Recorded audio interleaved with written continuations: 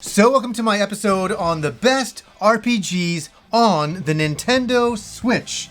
And before I get started, what are some of your favorite RPGs on the Switch? I'm going to mention a bunch today, and I'm not going to mention them all because there's so many. I'm just going to mention the ones that I really personally love the most, and I'd like to know about any other RPGs I'd be missing out on. So where is a good place to start for RPGs on the Switch?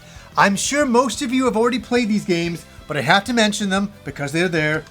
Xenoblade Chronicles Definitive Edition is an incredible game, a gigantic game, and then we get number 2. Can you believe it? And supposedly they're working on the third game right now. That's all rumors. And then Torna right here is another RPG that is really big in scope and a lot of fun. You really can't lose if you're into the Xenoblade Chronicles universe. I mean, the Switch has been renowned with these incredible games.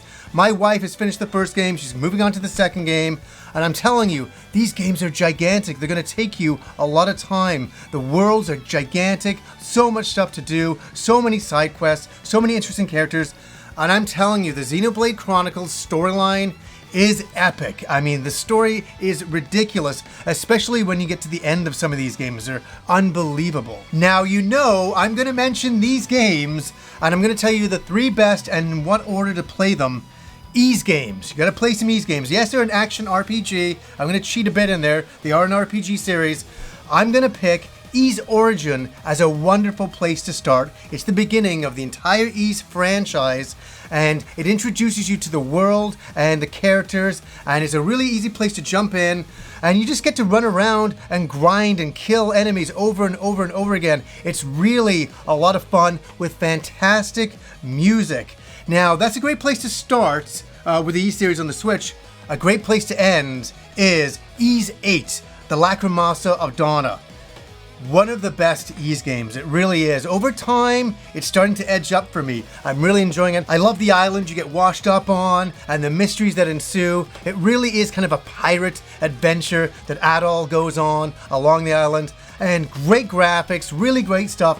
An excellent storyline. A game that I really gotta say, you gotta play. You gotta play. Next up, after Ys 8, I would say Ys 9 Monstrum Nox. Now, this one gets bumped down a little bit for me because the frame rate is a bit of an issue. It is, and maybe there'll be some updates in the future to help that, but it's one of the weaker ones for that. But that being said, the overall game and gameplay is excellent. It really is. It's a wonderful adventure. I finished it this year. Ys 9 is one of my games of the year for RPG fans. And honestly, the best place to probably play it would be on PC or on the PS4, PS5 upgrade. That's probably the best way to go. But if you got the Switch, it's not too bad. Just know the frame rate isn't the best. And I'm bringing this one up right here. Dragon Quest XI S. My God, who has not played that game by now? You've all played this game, right? You've all played this game. It will make you a believer in the Dragon Quest series, and if it doesn't, I don't think anything will for the Dragon Quest series. It's a great place to jump in if you've never played a Dragon Quest game. All Dragon Quest games are completely different, and so this game is its own story, its own characters, its own world, but we have the monsters returning and the turn-based combat is back, and wonderful stuff. I cannot say enough about Dragon Quest XI, and I'm sure everybody out there who's an RPG fan has played it or has tried it. If not, there's demos out there if you're unsure about it. Give it a shot. It's a beautiful looking world. It's up there as one of the best Dragon Quest games ever made, and Dragon Quest XII has been announced, and it sounds like it's going to take a very different direction. It's going to be a darker edge game, and what I'm going to do, I'm going to make an episode on Dragon Quest XII very, very soon. I'm compiling notes and really getting ready for that. But Dragon Quest XI, if you've ever been unsure, say you're a Final Fantasy person, you're like, I don't think I like that Dragon Quest stuff, just give it a try. It's charming, it's beautiful, the animation, the characters, I could go on about it all day. And here's an older style of game, and it's not exclusive to the Switch. I want to say that right now. And there's a few others that are not as well, but they're must-plays on the Switch. Final Fantasy XII, the Zodiac Age. A game that when it first came out, I kept trying to get further into it, and I'd always quit at the 25-hour mark. I made 2 attempts to get in there, and then finally we got through it, me and Kim, about 1.5 years, 2 years ago now when it first got released, and it's like, God damn it, it's so good. And it's so nice to have it on the Switch. It's really nice to have like Final Fantasy 9, 10, and 12 on here.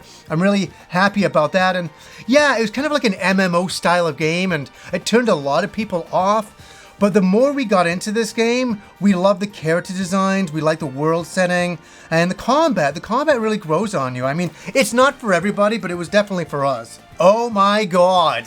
Here we go, guys. Octopath Traveler. This is a wonderful, wonderful game. I return to the 8-bit, 16-bit, 32-bit days of RPGs. It had a wonderful graphical style, and here's something. One of the best musical soundtracks in a game in years. You'll hear the soundtrack playing in many of my videos, and maybe I overplay it, and I always will, because it's that good of a soundtrack. I really need to get the soundtrack separately on like CD or something like that, because I enjoy it that much. But Octopath Traveler, great combat, great storyline, very engaging world, and as I say, that aesthetic graphics that they use, that style, it looks unreal, and it looks like they're taking that style into Dragon Quest III, the remake, and I'm really happy about that. Okay, this is an action RPG series of games. I really recommend you guys go and get this game right now. Collection of Mana. This is a really big deal thing because it's really cheap online, and I swear to God it's going to sell out. And this is going to be a popular game in the future, to buy, again, because it's a collection of the 3 awesome Secret of Mana games. So I would really, really recommend this. It's got Seiken Densetsu 3 that never came out over here. It's on here. Finish that. Secret of Mana and the original Final Fantasy Adventure on here. Highly recommend this while it's a cheap price. Jump in, because this is going to be a collector's item in time. I'm guessing it's only because I love the games. Now here's a game that I have not played. I played the demo. Me and Kim quite liked the demo. Kim enjoyed the original game. She didn't really like the ending of the original game. But Bravely Default 2, along the masses, everybody has said this is an excellent, excellent game. And this is one that we really want to jump into. And I'm recommending it because a lot of my friends have played it and have said how cool it is and how great it is. And we really like the combat, the art style and all that. And so maybe check out some reviews on this game. But it's up there as a great RPG on the Switch. And I think, I'm going to say this, it's a bit of a sleeper hit. It kind of like came under the radar for everybody, and everybody was playing these other style of games, and Bravely Default 2 kind of got lost. Let me know what you guys think of Bravely Default 2 in the comments. I'd be really curious to read what you think about it all. Okay. We played on PS4, and I had to pick up the Switch version here. Shin Megami Tensei 3 Nocturne. Wow, the remaster. Now, this game as well is not for everybody, but it is for Shin Megami Tensei fans, and you kind of know what you're going to get with that style of game. It's going to be a post-apocalyptic world, many demons that you're trying to recruit. You're a demon in this game, and the story is just, yeah, it's like the world ends. And it's really a brutal end to it all, and you're running around trying to figure out what the hell is going on as you're trying to recruit demons. And that's where the meat and potatoes is. It's kind of like a Pokemon style of game, but it's very dark. I guess that's, my wife coined that with me, and I thought, that's the best way to put it. And this is a very strange game. It's from the PS2 era. It's been remastered. The cinematics are not remastered, but everything else is, and it's really an interesting ride. Some people may find it boring because it's kind of a barren wasteland, but that's kind of the atmosphere they're going for. So just know that going in, and I'd recommend this game. And I think, I was talking about Secret of Mana. I think this will become a bit of a collector's item in time because it's a great game to me, So here we go. Of course, this is going to be on the list. Final Fantasy X and X-2. These games really meant a lot to me at the time. I'll say something, I thought they were not the best Final Fantasy games. I mean, I finished X-2, and my kind of feeling was, well, I thought they were okay, but it was missing something from Final Fantasy. That the world map. Yes, it had points on the map, but it wasn't quite the same as what it used to be. But over time, I look back, and yes, it's the nostalgic glasses talking for Final Fantasy X and X-2, but I really have some fond memories now of playing these games, and I really appreciate the turn-based combat. in them, and just the look and art style of these games of the time. And I'm really happy to play them on a modern console. And if you've never gone back and played these games, give them a shot. I mean, they hold up pretty damn good, you know? Okay, Tokyo Mirage Sessions FE Encore. We played the original one on the Wii U, and we really liked it. We just picked this up just to have it in the collection because we enjoyed the original game so much. Kim finished it, and she was ranting and raving, and she really enjoyed the experience with it. And yeah, this is kind of an Atlas style of game, so know that kind of going in. There's a lot of characters talking about things and all that. Combat is interesting, great art style, really unique. Idol singers. Yeah, I'd say give it a shot. Okay, we just finished reviewing Tales of Arise, and some people asked me, what Tales games have you played? And it's like Tales of Destiny, Tales of Symphonia, Tales of Vesperia, right here. And this is the remaster. I got the 360 game on the shelf there as well, where it originally came out. And even me and Rob said back in the day, this is a top tier RPG and one that you should definitely look into. And I think if you're a Tales fan, you've already played it, you know how good it is. But for me, as the Tales games kept going, when it got to Vesperia, I was like, this is excellent, and all of that. And obviously Tales of Arise is excellent, but go back to Tales of Vesperia. Okay, Ni no Kuni, the original game, the remaster. It's a classic. I'm not so much a fan of the combat in the original game, but that art style, that cartoony look, that, you know, anime style of look of the world, I mean, I think it captured everybody's imagination and made you remember why you played JRPG games. And Ni no Kuni, oh my god, it's a classic. I get a little tear thinking about the storyline because it was a powerful, dark storyline for the time, and it still holds up really, really well. I did a video on this showing the comparison of the old game to the new game. It's up on the channel. Now, here we go. This is a remake of Seiken Densetsu 3, Trials of Mana. And you know what? I've heard of some people who do not like this game, and I'm kind of a bit in shock because I do like the original game so much. And so when you see the original game brought into 3D, it's like a love letter to me of the old days to the new. And I can't even believe this game was made. I can't even believe they decided to make it. I bought the Switch version and the PS4 version because I'm like, I'm a fan and I really want to have these in the collection. And I really recommend Trials of Mana. It's a beautiful world. It's an old school style of game. Go check out some reviews. I did an entire big first thoughts video on it that got kind of big. So check that out. Okay, here's an import. There's a couple of imports in here that I had to do. I even forgot that I ordered it. My friend was saying to me one day, he's like, oh yeah, you need to get this game. I'm like, oh, I don't know. I got so many ports of it. I don't know. And then it showed up from Play Asia. And that is Final Fantasy IX on the Switch. And this is the English version of the game in physical form. It's the first time there's been a physical form of this game since the PlayStation 1 era. And I was quite happy to get this. I'm like, yeah, I like Final Fantasy IX. And can you believe it? There's some rumors going around that they're remaking the game in like 3D, like, you know, full remastering type of thing. I'll believe it when I see it. There's always so many rumors out there. Now, this is an older game from the PS1 era, originally on the Saturn in Japan, and I got this from Limited Run. Small tier, man, small tier. This is my childhood. Grandia, the high definition collection is Grandia 1 and Grandia 2. A wonderful, wonderful series of games. And what makes it so special, I've talked about it so much, I've reviewed the game so many times on the channel. It's just a tale of innocence, especially with the first game, about these kids that go on this crazy adventure, and the music was very, very different. And I was very, very lucky to meet the character designer at Anime Expo in 2000. I got to hang out with him and drink and smoke cigarettes one night. It was awesome. And then he drew me Justin, and so I was very, very lucky to get that.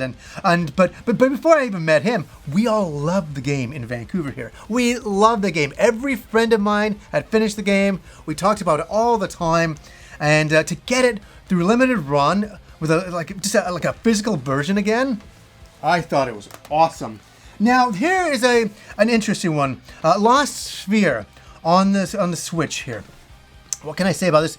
This is a very decent RPG. Is it the best RPG ever? No. But, you know, it was one of the beginning ones that showed up on the Switch, and I really kind of like this game, and I think it has a lot to offer. It's not going to set any houses on fire, but it's showing that Square Enix was coming back and they were doing some smaller style RPGs, and it kind of gave me a feeling of getting back into, maybe that they'll do a Chrono Trigger 2 one day. Oh god, that'll never happen. Okay, another one I had to import, and this is a really weird one for me to get. It's the English version, and it's Romancing Saga 3. I'm just going to come out and say it.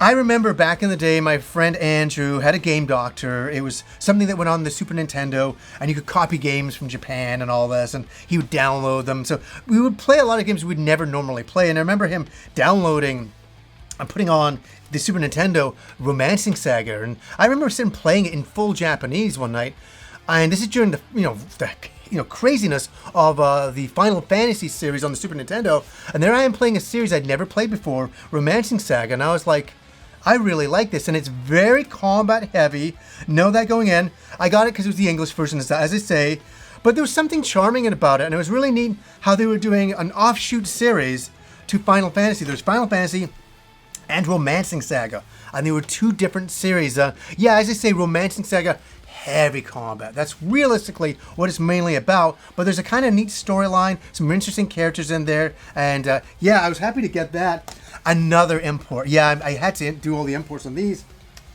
Final Fantasy VII and Final Fantasy VIII on a cart together, and they're on here. You don't have to download them on here. I always try to read up on that as best I can for importing games on the Switch, so I know that the games are on the cart, so I don't get it and go, oh wait, no, they're somewhere in some cloud somewhere. They're, no pun intended, they're on here, and it's really, what a neat thing that here we are. I got Final Fantasy VII and VIII, two classic games on the Nintendo Switch. I love it, man. I really wish they just released a box set of all of the games, right? From, even the Pixel remasters, like all the way to now.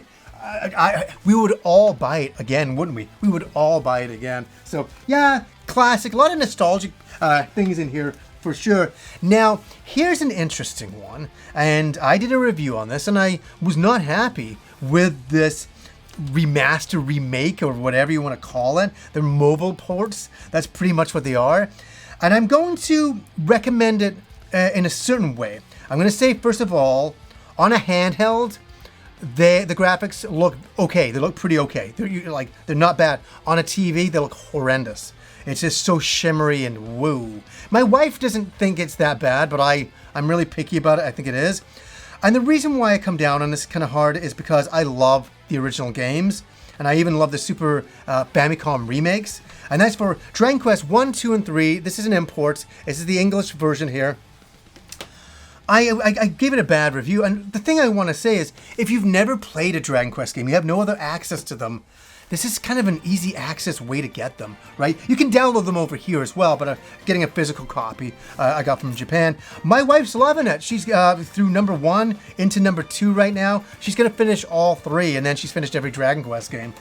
So that's kind of a heck of an accomplishment for her. So if you're on the fence and you've never played a Dragon Quest game, I'd say go play 11. But if you want to see the earlier roots of these games, this is where it all began. But I mean, it obviously started on the Famicom and then the Super Famicom, and these are, I just wish that the remakes were better. Thank God we're getting a remake of 3, a remaster on that for like PS5, PS4 and stuff. That's going to be awesome in the future. So guys, what are some other RPGs that you recommend down below? There's so many on the Switch, and there's so many great indie titles as well that I couldn't even mention all of them. This video would be like 5 hours long.